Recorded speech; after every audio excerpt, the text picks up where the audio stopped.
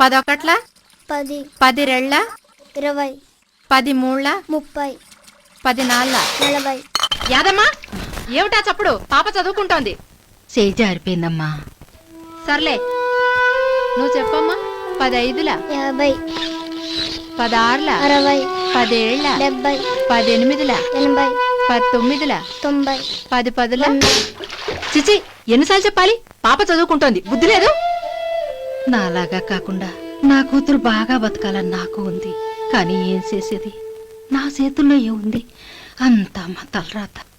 చూడమ్మా, అలా తలరాతను తిట్టుకుంటూ కూర్చుంటే కుదరదు. నువ్వు మీ అమ్మాయికి మంచి భవిష్యత్తునివ్వచ్చు.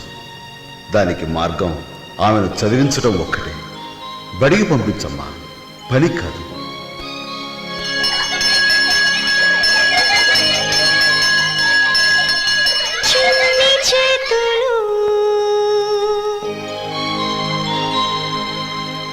శ్రమ విడిచిపెట్టాలి, పుస్తకం పట్టాలి. ఇది ILO ప్రాజెక్ట్.